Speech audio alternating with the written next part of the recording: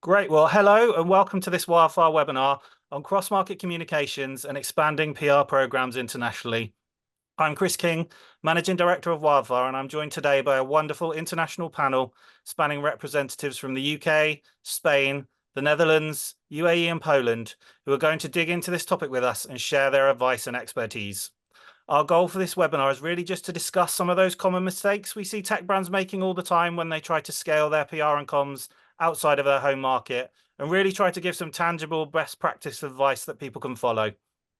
We'll have a look at the relative merits of the different in-house and agency approaches people can take to cross-market communications, with a particular bias towards a deep dive on the merits of a scalable best-of-breed approach. For anyone who doesn't know Wildfire, we are a specialist tech PR agency operating in the UK with a deep expertise in international PR and the coordination of EMEA or broader global PR networks.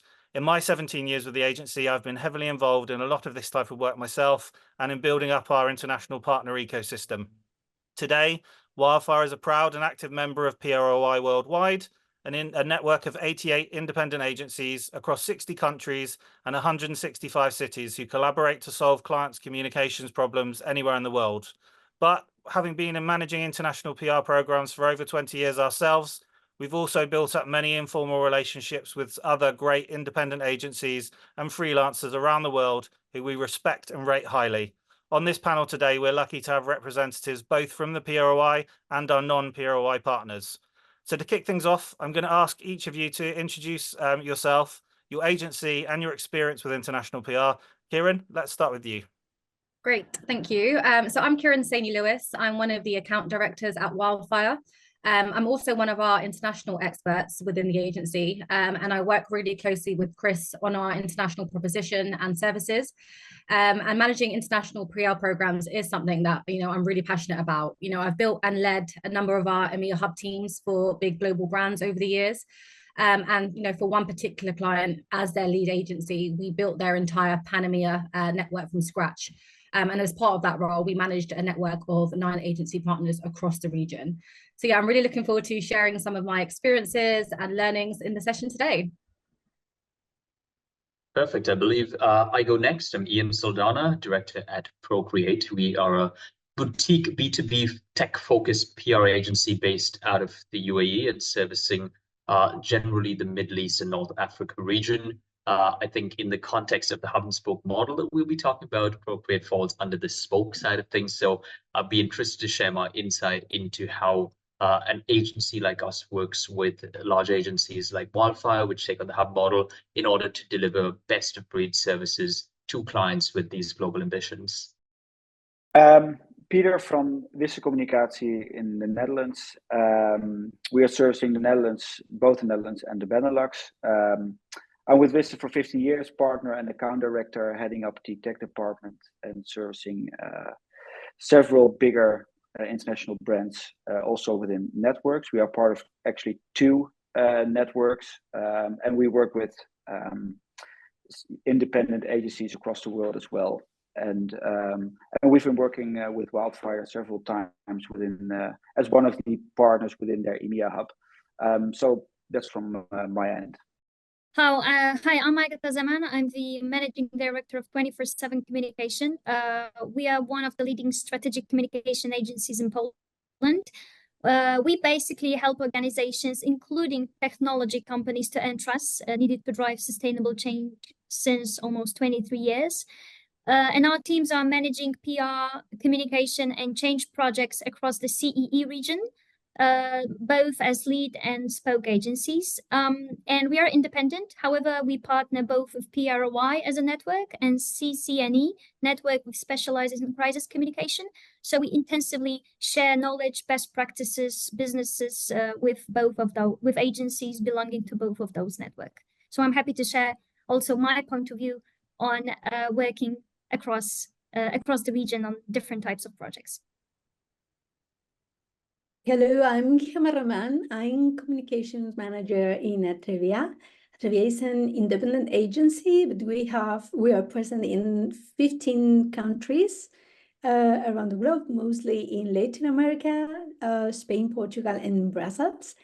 And I've been in the agency for 21 years now, and in some of my experiences also leading network of peer agencies around mostly EMEA for clients in sectors of very, very different sectors such as lifestyle, retail, tourism, culture, or education.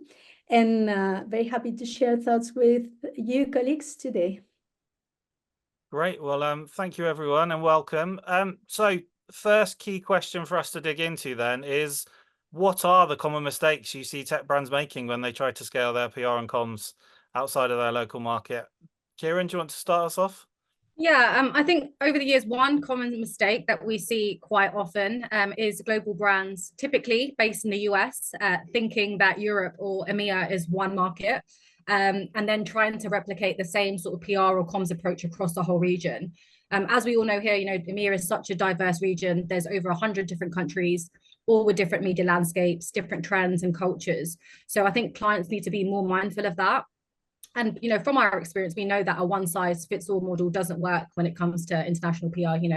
An approach that could work really well in the US or the UK, for example, might not necessarily cut through in Germany or France. The local agencies that we work with on the ground, they're the experts. They know all the new local trends and nuances. So it's really important for us to take on board their consultancy on what will and won't work in their region. And as part of that, working collaboratively with them, being flexible and really tailoring our approaches and content to what they need in order to drive results locally.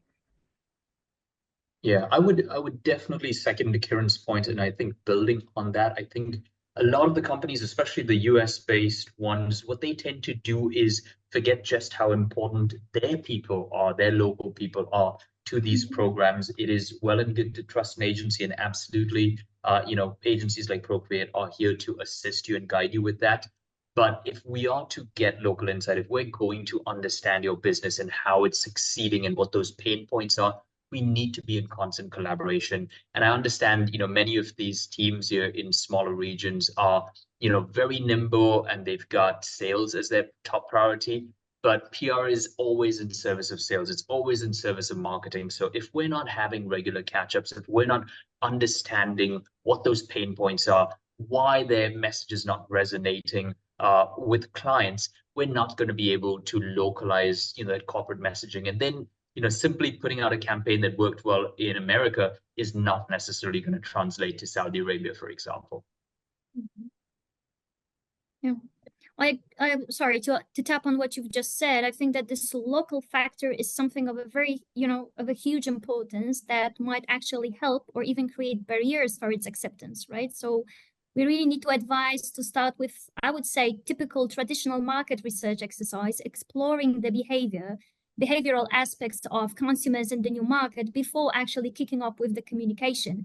Because as Kiran said, in Europe, every market to market, the social, the behavioral aspects of consumers are completely different. So this definitely needs to be taken into account in order to have this cultural fit, and then to plan to implement, the relevant PR strategy for relevant brands.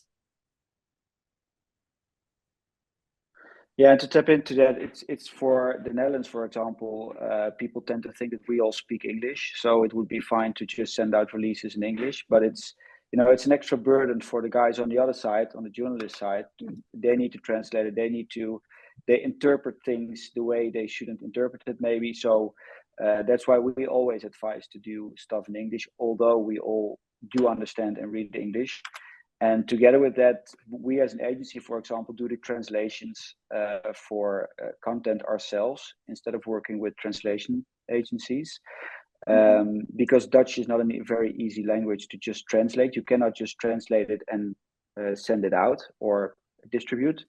It really needs like a second review on, do they understand? The word cloud, for example, you can translate it into a cloud or a cloud, if you know what I mean. And sometimes we still get the actual literal translation of the word cloud, for example, within a tech perspective. So yeah, I definitely agree on the local angle. And The same goes for researchers, for example. Do a local research, try to find respondents in the country you're targeting. Yeah. Yes, I completely agree with you. And when Peter was talking about language, I think it's something that still surprises us when, sometimes brands consider that they can communicate in English in Europe. Whereas in some of our countries, there's 3-4 languages that using one another has many political and social implications that you just cannot, step into. And this is quite an important thing. And I guess it's sometimes very difficult to understand when you see that the country or the region can seem small, but there's not really other way to go. It's like probably you're not going to have any result just trying to communicate in English. And regarding about the researchers, I would say it's something really similar. Like we've had experiences with global brands, with global researchers, and the kind of results you can deliver when you compare that to national researchers, where you are comparing the local population, it's just, it's completely different. It really focuses on what these brands need. They need to enroot themselves in the culture, in the local culture, and you cannot do this where you're talking about all the population, all the trends, all the behaviors. Yeah. Yeah, and I think an offshoot of this also then translates to budgets and expectations, right? There's almost this lack of focus, and that's why something that we always advocate for, companies trying to break into a new region is to follow a crawl, walk, run approach, because it might sound great to say we want to make a campaign that crosses all these different countries across this geography, and we want to make sure that we've got this. But if your budgets don't match, you're going to be better off, being more tactical, getting a feel for the market, getting that local expertise, understanding what messages resonate, and then scaling up from there, as opposed to burning through everything in the first 3 months to realize, it's not really meeting any of our campaign goals. Mm-hmm. Excellent. What about spokespeople? How important are regional and local spokespeople to the success of a campaign versus clients that rely totally on American or UK or non-local spokespeople? I think from my perspective, just having worked with different agencies across the European region, is having a local spokesperson is sort of non-negotiable. They know the local market, right? So it's funny when a sort of US brand tries to push a US spokesperson in front of a local journalist, and they don't really have much knowledge or insight into that local territory and also the culture. So I think where we can, we do encourage our clients to have a local spokesperson who is media trained, who can speak to the media about the business and also wider trends.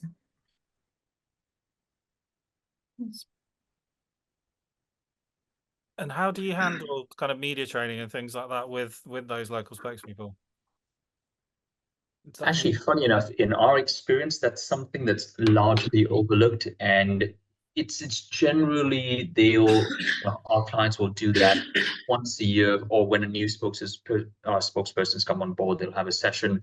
They'll bring them over and do a very vanilla thing, but what they completely lack is to do anything with regional context to it. Whether that's the nuances of the regional media, or it is talking to the local sales strategy. And building off what Kiran said, is the disconnect between the global and your local spokespeople. I think there's a very strong need for collaboration the further you get away from your central hubs, because your local spokespeople, they might understand the regional culture, they might understand the sales predicament, but they may not necessarily be sitting close enough to product development teams. They may not be sitting close enough to your prime big, Fortune 500 customers. And many a times when it comes to delivering that differentiated insight, they simply lack that. And I think that's where being able to draw from the insights of your corporate spokespeople gives them that edge that they need to then break out from, let's face it, the mass of people ready to comment on the next cybersecurity attack. Excellent. Yeah, Yeah, what we sometimes see is that when they have a Dutch spokesperson, that companies tend to train them from the UK, because there the communication departments is, for example, headquartered, and they would like to be in control of the media training they're giving their Dutch spokespersons. But we always try to connect with that and see if we can find a local angle, or at least do something locally, to make sure that they're prepared for what's happening in the local market instead of just from a corporate perspective. I'm not sure how you feel about that, or if that's something you need to watch out for, Kiran, as well. If you talk to companies and agencies, but for us that's really an important thing, and sometimes it's really hard to get into that presentation to make sure you can provide that local angle. Yeah, and I think it's all about education, isn't it, Peter? Like just educating our clients on why we're suggesting we're doing it a certain way and why exactly context is relevant. So yeah, I think that's a conversation we're continually having. So it's great to see that you guys have picked it up as well. Yeah, I think it's really, really important to have local training. Also, because if you want to do a transformative narrative, so that has to be delivered in the local language, because you can catch up the abilities and train yourself, and then you still deliver the message the same way, or you are trying to translate from English to your local language, but maybe not in the best way. And we know how important it is to have the keyword that really delivers the message, that really stands out, that really tells the story different. And I don't really think that you can do any narrative transformation without the local language. Yeah, but I think what really worked well in our case was to do the proper onboarding of the clients when they enter new markets, like to share with them actually the media landscapes, like what they are to expect, like how, because even in Europe, you know, as I said, every market differs, even in terms of how media operate, what kind of media we have, how actually this cooperation with media looks like. So in my opinion, it's super important for to onboard the client on what he's to expect from the market that he's about to enter. Because then, you know, educating about the challenges, about the different way of working will really help then to, you know, to basically design or implement any kind of activities, because the client will have a better understanding of what is possible and what he can get as an end result, right? So I think this onboarding moment, when, you know, between the local agency and the client is of core importance, in my opinion, for the success of the campaign or the activities that we're about to kick off with. Absolutely. That's been great. There's lots of great stuff there, and certainly from my own experience, I can relate to a lot of what people have been saying there. So now that we've looked at the mistakes, I think, you know, what we should do now is look at some of the different approaches that brands can take to cross-market communications, and, you know, appreciating that we're all independent agencies here, so we're looking at it through our own kind of biased lens, but kind of what are some of the pros and cons of a big branded global network approach? Gema, maybe you could take that one first, given kind of, I think Atrevia is the largest of the agencies that are on the call today. Yeah, well, we can say that we work the two models. Like, we have many offices in Latin America, and we work together of course, in global strategies for our clients. But we also collaborate with networks with you guys for international campaigns, because that we don't have offices in Europe, and Europe is such a diverse market also. So in our case, there's I think if there's a good coordination, and you can really be able to align the strategy and the planification, so that everything it's not just more successful, but also easier for the client, because I think it is amazingly easier for them to work with a hub. I think that's the best option. So being the hub of your own offices, or formed by partners that you are used to collaborate with. So we are at the moment, I think we have 2 small campaigns with Agata in Poland for one of our clients. It's been a very good experience. So I think it's key to be able to be very realistic, and I think expectations are very important regarding clients, and being very strategic and in all the different steps of the work together. And I think collaborating also on the other side, collaborating with an agency, I think always means that the other part is understanding what you need, and also like embracing what you need to get it from the client, you know, and to be able to let the client know the whys behind what we're doing, and have, you know, like the best result for us, and also delivering what's possible and what's not possible in these expectations. So yeah, I think yeah, the network work always if it's coordinated by a hub and has local knowledge is the best option. Any thoughts from anyone else? Yeah, I think it's also a matter of, I mean, trying to be as unbiased as possible here and kind of play devil's advocate for why companies might go down the route of having a single global agency as opposed to a network. I think, funny enough, it comes down to scale, and I've always seen it. The bigger companies are the ones who are more likely to go down that route. Which is ironic because, of course, their argument is that it saves them a lot of operational time. But these are the companies with the bigger teams, and it's smaller companies with smaller budgets that might ultimately benefit from having less coordination and such. But on the flip side, when you do work with a network, I do think that there's more of a scope for working with best of breed players in each and every single market, because these networks do vet out each agency in a manner that allows them to work with absolutely the best in that region, that kind of do also align with the overall goals, the sentiment, the ethics of the agency. Whereas when you have an agency, you can have pockets where it may not match up to the global standard.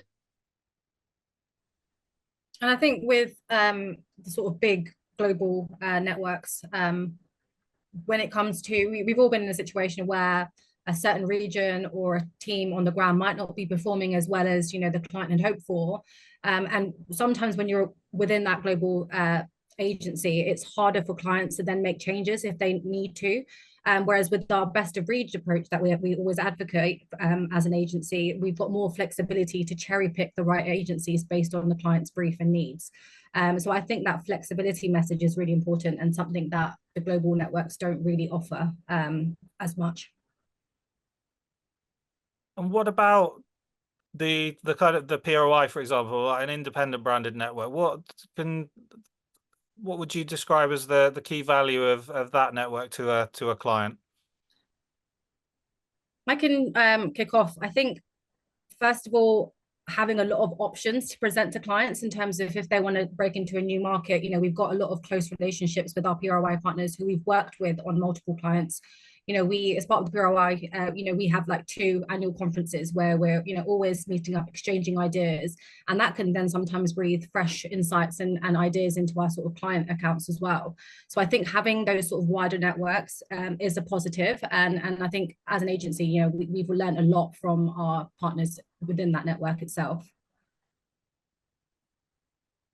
That's true. I mean, I've heard a lot of cases in which when clients were working with the global agency, although the global networks, I mean, even though they are supposed to be, building this network quite strongly, it turned out very often that basically the local agencies did not know each other. They were not in contact with each other. So they were basically building the relation once they were kicking off with the project. Whereas, as just Kiran mentioned, I mean, in our case, it's like we have many options and opportunities to actually exchange best practices. And, we are still all the time in contact. So for us, even, you know, the owners of our companies, they know each other personally. So in my opinion, it shows that the, you know, independent network is far stronger when it comes to relation than it is the case with global networks, unfortunately. And so in my opinion, actually, this is a huge advantage that we give towards the global ones. And I think it is highly appreciated by the clients. I mean, as I say, we know each other by names, you know, when we are joining the pitch, we know each other very well. We know who's expert on what, and we can refer to each other. So that works very, very well, in my opinion. Yeah, and to step into what Kiran just said, I think that flexibility, I mean, PR is still a people's business. You need to have a click with the people you work with, and you cannot just change your agency if you don't like the team working on that specific project. And there's one other thing I would like to highlight, which is could be an advantage of independent agencies, is what one of our clients once said to me, like, you are independent agency, so you are financially independent. So in some way, you have to make your own business. You have to make sure you make your money. You're not dependent of a global brand where you can profit from, which makes you a more committed agency than we used to have with a global branded network. So this was just one client telling this. I'm not saying this is the standard, but this is something we got back, and I think it's a valid argument in some way also. Yeah, and also something that I underline is this is the flexibility. When being independent, you are more flexible to design your team or to respond very accurately in a timely manner to the needs of the client. Whereas very often, if something is being sold on a global level, it's you're kind of constrained when it comes to the contract or the availability of the team and all of that, because you've sold something which is very difficult to change on the run. Whereas with the independent agency, as I say, we are quite flexible. So we really try to adjust to the challenge that the client is currently facing. So I think this is of a great value for the client, because as we know, we live in a very dynamic time, and it's very difficult sometimes to anticipate what's going to happen in the next 6 months, not to even mention 1 year. And so you need to be flexible in order to be able to respond to those challenges. I mean, definitely. For me, if I was a client, that would be basically the core thing, to have as much flexibility as possible, to be honest. Definitely. And I mean, that's a nice segue into kind of freelancers as another option that kind of clients can work with. What are the pros and cons of freelancers? I've done some work with freelancers before for clients. We typically recommend freelancers for brands that want that sort of low-level support, and particularly in their smaller markets. For example, if a brand is opening a new office in a new region and needs some one-off PR support for 3 months, then appointing a freelancer, I think, is a good idea. They're flexible again, and they have niche skill sets, and at times are a much more cost-effective option than a retained PR agency. But on the flip side of that, often as a one-man or a one-woman band, they don't necessarily have the scalability to grow with the brand like an agency would. So based on all of that, I would only recommend freelancers for those lower level activations or on a project basis.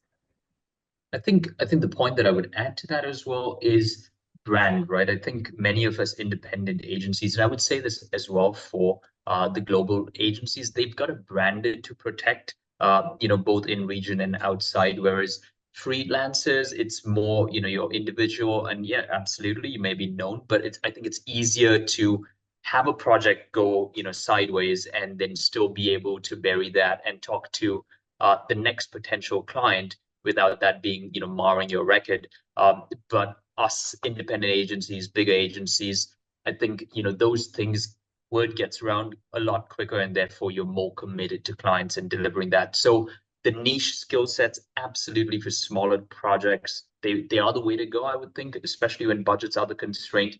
But be ready to put in more effort into managing to cover some of those bases, whether it's reporting or content creation. I think where freelancers probably shine more than anything else is in media relations. Many of them could have honed that, but I don't see them being able to cover the entire gamut from client servicing down to content creation. I think can be a particularly weak point. And many a times, if they're very strong in content creation, then media relations suffers. So I almost feel like those are two parts where it's very difficult to get both in one single person. Definitely. And then lastly, of course, brands have the opportunity to hire their own in-house staff and do it themselves, or just kind of fly by the seat of the pants. What are the relative merits of that approach? And is there on a broader note, is there a ideal time at which bringing in a proper agency is a good idea? How do you know when that time is? I think the right time to hire an agency is when you are aware of the fact that you don't have time to keep up with your media relations anymore. And I think that's something they tend to focus on in-house at the beginning very much, and at some point their workload becomes too much, and then they see that part of their workload is declining because they don't have the time for it anymore. And I think that's what we see is a sign that they would need to look for support on the ground for an agency. Yeah, I agree. I think the merit, if you spin it, the potential merits of having an in-house PR team is they know the business better than anyone else, right? So they've been living, breathing the whole business for however long they've been there. So in some respects, they all know, the business inside out. But I definitely agree with Peter's point on this, on the bandwidth and the resourcing issue to help scale. And I think to add to that, the other bit that I think I would always advocate for working with an agency, whether that's, again, big agency network or just any external party, is the fact that when you're with the client, you're in-house, you almost become myopic in terms of what you're pitching the media, and you're trying to sell stories as opposed to tell a story, right? And the media many a time will not appreciate that. Moreover, if they're working with an agency, it's very difficult to build the same level of media relations, because if I represent just one company, I'm constantly approaching the media, telling that one specific story. Whereas as an agency sitting with about 30 clients that cover different domains, I can reach out for various different topics and in a timely manner, which helps build that relationship and position the right client at the right time. So I think what's worked for a lot of our clients is to have that core PR team. Absolutely, you need them to generate content, to define the messaging, to work with key stakeholders. There's no replacing that. I don't think any agency would ever try to vie for that position. But as you get further away from that core kind of level, you want to be able to rely on other experts who then also take time off your hands while bringing their expertise and external perspective. Right. No, that's a great point. So kind of moving on slightly. So I think we're all familiar that, typically when you have a client PR network, whether that's kind of 2 or 3 agencies or 10 to 15 agencies or any other size in between, there is often a lead agency of some sort within that network. Why is that role important, and what does a lead agency do, and what value does a good lead agency bring?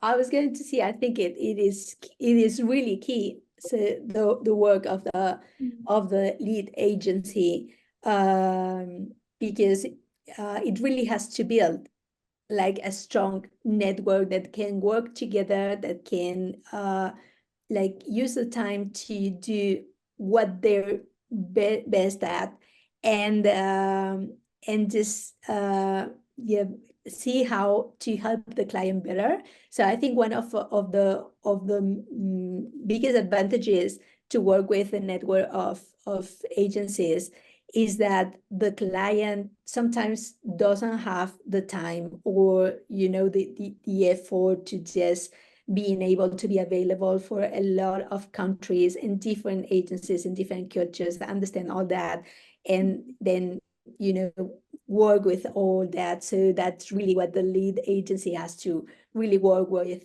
so that it's really a bridge between the brand and and its country and culture and contents and the destiny markets for the communication.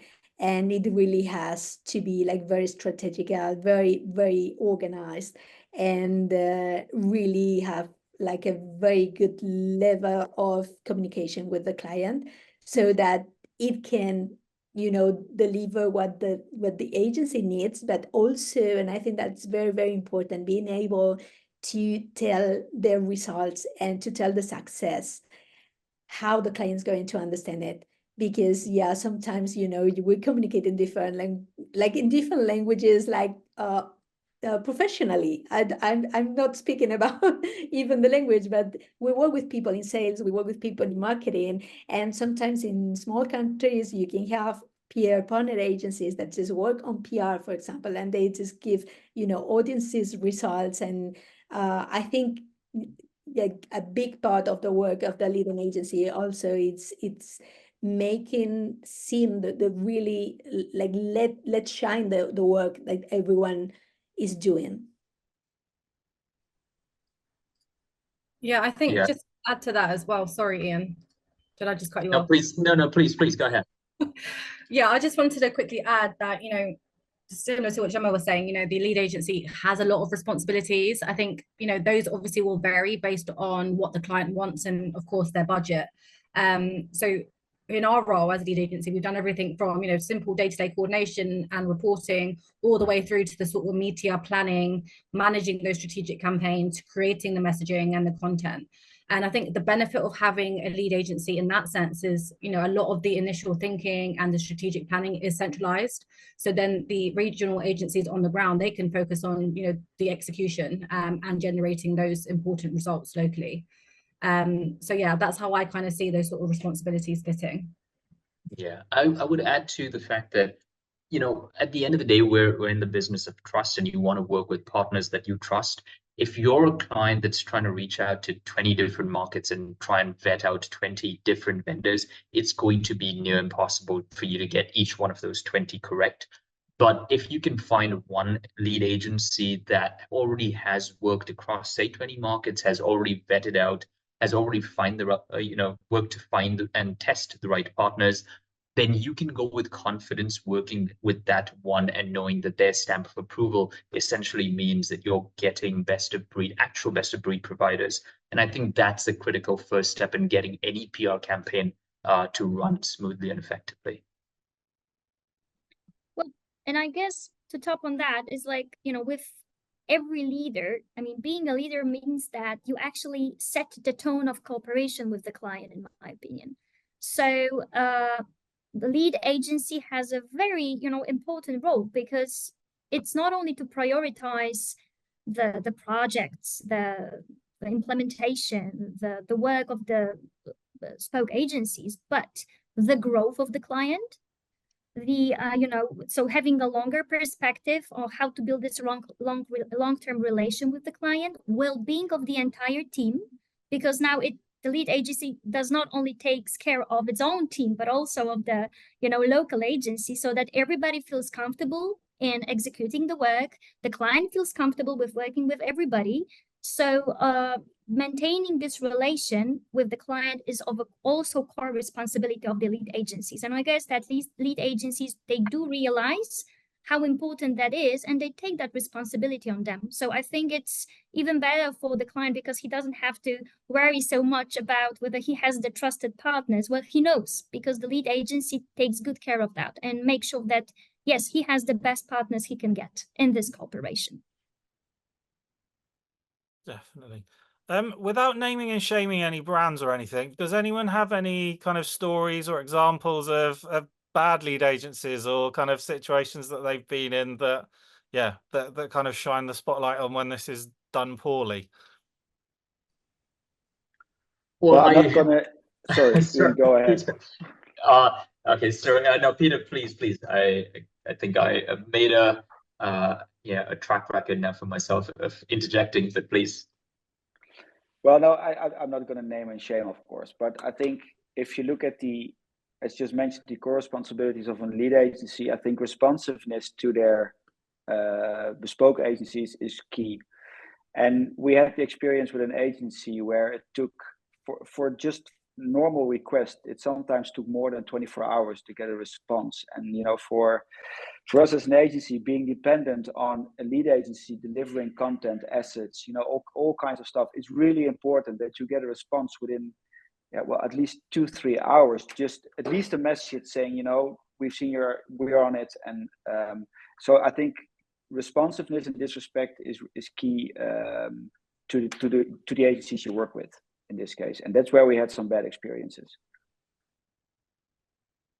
So thanks, Peter. I've actually seen some lead agencies, which I don't know whether it's trying to pad out their work hours, but they do almost get a bit too ridiculous when it comes to the process. And you've got to understand that when you're a smaller agency as a spoke, there's a limited number of hours that you can dedicate to each client, depending on whether you're billing by hours or billing by deliverables, as we do. And ultimately, you just want to get to the point where efforts turn to coverage and impactful coverage. And then sometimes just the operational bits can take too long. And then there's other agencies, and I think Wildfire does stand out as a very good agency that does actually equip its partners for success. The recent Kafka Summit was great. You know, it's working with your partners on, hey, do you want to go down WhatsApp? Do you want to do it on email? Do you want to get on a quick call? Let's find a way to enable you to get the work done, as opposed to, I'm sorry, you've got to fill in this request in this template, and that's just going to waste time for everybody. It might look pretty, but it's not going to end up in coverage, right?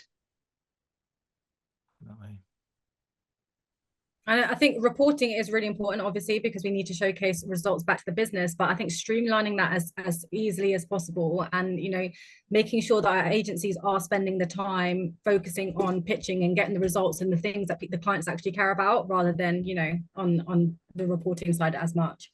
And I think just to Peter's point as well, I think, you know, an effective lead or hub agency needs to be that enabler. So, you know, they need to provide the necessary support or the guidance to turn the spoke team's request into a reality, essentially. And don't get me wrong, you know, I know there's times when a lead agency is managing more than 2 or 3 agencies at the time, and that can get really overwhelming, right? But I think that's why organization is key, and having slick processes that aren't too time consuming and good team structures in place. I think that's a good way we can go around that issue and really set our agencies up for success. Great. So I mean, we've kind of touched on this lots through how we've been answering previous questions, but just to kind of pose the question more broadly, what does a high functioning international PR program look like? Ultimately, it is about having things as streamlined as possible. It's picking the parts that work and doubling down on them, and then trying to get rid of all the excess fat. Like, I think one of the functions that a lead agency does in a hub, and that works really well, is sharing of best practices, making sure that content, which is one of the very time-consuming parts of the work that we do, that gets shared and gives it extra legs, so that not everything is being created from scratch in each of the markets. And then, you know, making sure at the same time that each one of these spokes actually has that ability to talk to the end client and their regional people at the right time. So not forming a barrier. I think I've seen that in some instances where lead agencies try to control the relationship. I think, again, that's where you need to make sure, where you work with a network where transparency across all partners is a priority. You want to hear that from every single partner that comes on the pitch, saying that, look, we've been working with this agency for a long time, and it's a clear and transparent model, so that there's no backstabbing or anything of that sort in the network, because that ultimately does encumber the abilities for the program to be rolled out and functional properly.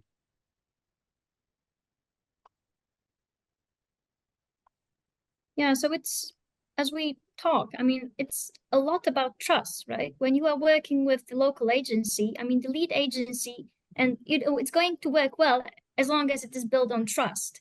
Because first of all, I've seen many cases in which the leading agencies have not been allowing the local agencies to actually, you know, talk with the client. Like, they would limit the access because they feel that they are the ones who are actually responsible for building the relation. Whereas if you trust your local partners, you would rather invite them to the same table to build this relation with the client. And sometimes I also see that they really forget that, I mean, maybe they are not very effective in using the resources that the local agencies can bring to the table, because very often you have great experts in the local agencies that might know even better than you in your lead agency. So I'd say, first, trust your local agencies, get a proper understanding of what the competences are in all of them, and then try to pick those resources and, you know, these competences at the right time, at the right moment, because then you only play, you know, all together to win the client's heart. And I think but if there's no trust, and, you know, lead agency also considers itself as being the core one without taking the others into account, I think in the longer perspective, on the long run, it will not work. So yeah, so I think this is cool. And how, just getting into it kind of a little bit tactical here, but kind of in terms of, you know, one-to-one calls where you're kind of focusing specifically on the needs of whatever market you're talking about, versus kind of big agency calls where 10 agencies are all called to sit on a call together and compete to one up each other on who's doing the best at the moment and stuff like that. How demoralizing or motivating is any of that? I mean, I think all agency calls are a good idea. I think they don't need to be every week. We often do it bi-weekly, monthly, depending on what the client wants. But I think they're a great forum for agencies to share, you know, what's working in their markets, what content is resonating, you know, those sorts of things that other agencies might not have thought of, and that could inspire thinking for sure. So I don't ever see it as a competitive forum, if you want a different word for it, but more so as you know, knowledge sharing and, you know, just communicating about best practices. I think that's the important point.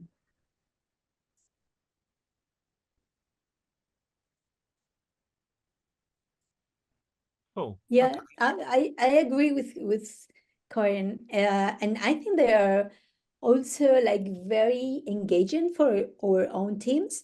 I mean, having the opportunity to share best practices with many other countries where they maybe, you know, deliver it in other ways, or they have a different creativity and can give you ideas on how to approach your own market. I think it's something also very inspiring for own teams who are, you know, involved in these experiences. So yeah, I would highly recommend it, even if it's once a month or even once every 3 months, if we just dedicate to best practices and how to highlight them and being able of localizing them in other countries. I think this is yeah, this is amazingly positive for the client also. And also, it's just a forum for the lead agency and the client to join forces and sort of update the rest of the agencies on what's coming down the line from a global perspective. There's often, like, you know, new product launches that have been planned for the next 3 months that we kind of don't have insight into unless we're on those calls. So I think having those calls as an opportunity to get updates from the clients as well, I think is really useful. Oh yeah, definitely. I mean, we even do it on our normal clients, not only when working on cross markets. Like, when you have the opportunity to actually get from day-to-day work and find a moment, even on quarterly basis, to look from a different perspective at what you do for the clients and really ask this critical question of what's actually going on in your business right now, because we never seem to have a chance to actually discuss about your challenges that you're currently facing, because we just run every day behind, you know, delivering the job that we have. So I think this quarterly meetings or calls, whatever you call it, I mean, the moment that you can actually drag your client out from day-to-day work and get him sit down and talk about the business, I think it's of a great value. And not only from, you know, sharing and best practices point of view, but even from their client's business.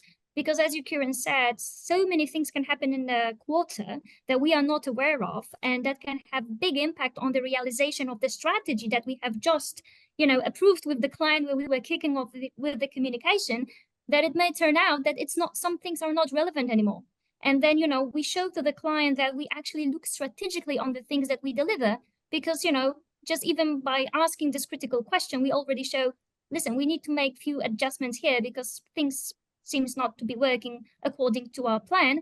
And then we want to make sure that we deliver what we promise at the end of the year or at the end of the project. And, you know, we need to make sure our intention as agencies is to make sure we deliver the end result, something that you have hired us for, right? So this is, I guess, the holy grail of all this communication with the agencies.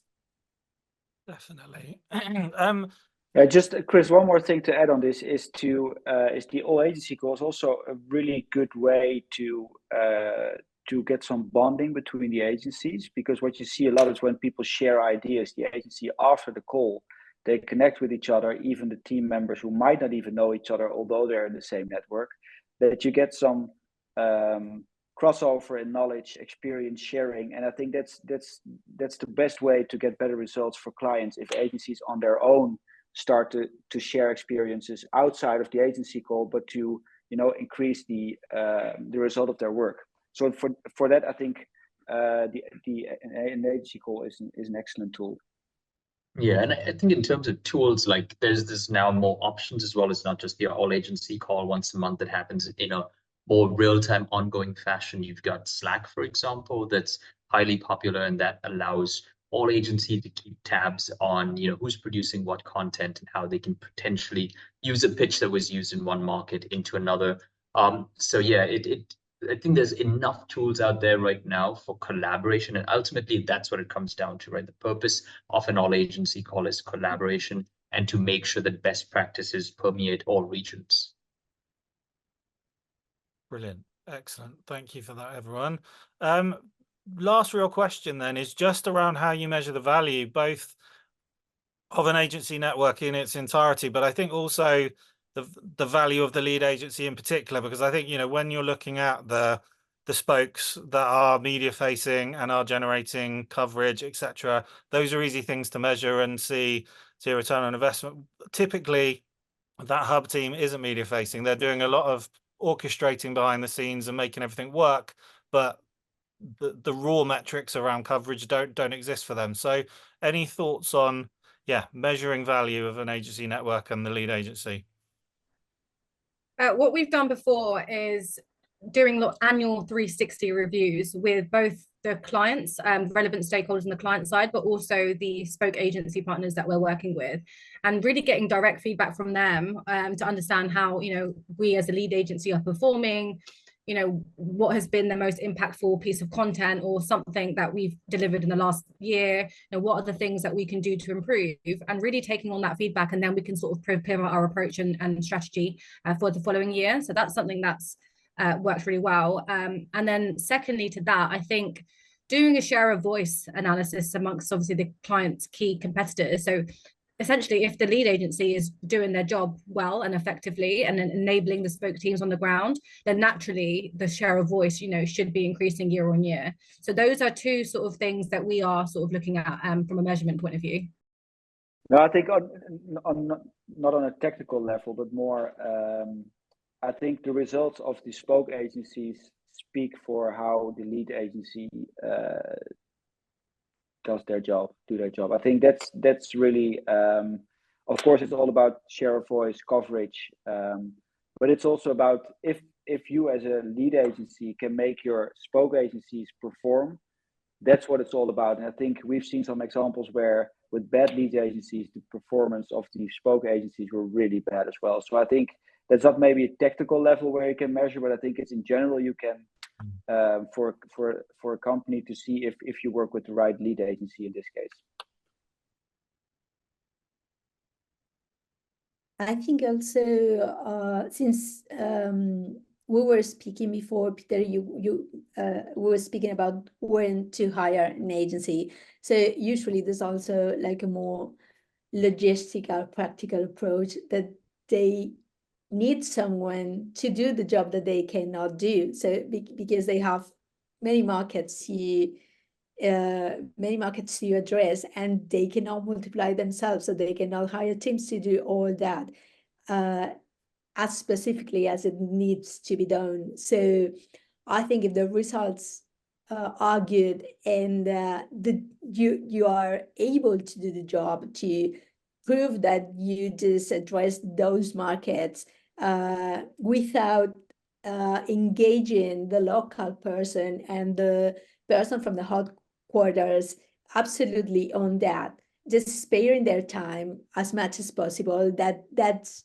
yeah, I mean, that's data from them also. So that's time of their people, that's effort, that's probably less people that they have to hire for that, and yeah, specialists doing it.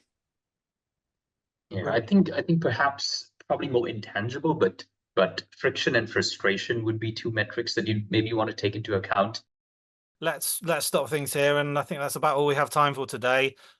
First, let me just say a huge thank you to Kiran, Ian, Peter, Agata, and Gema for their time and being with us today. I've certainly found the discussion really useful and insightful, and I'm sure people listening at home will as well. I think what's come through loud and clear for me from today's discussion is that a broad one-size-fits-all approach to cross-market communications just simply doesn't work. And I think you've got to scale more intelligently and with a more bespoke approach that works for your business. To people listening, if you're interested in finding out more about anything we've discussed today, if you have any feedback for us, or if you have a specific challenge that you're facing that we can help with, please don't hesitate to get in touch or connect with us on LinkedIn. And on that note, have a great rest of your day. Thank you very much for listening, and goodbye.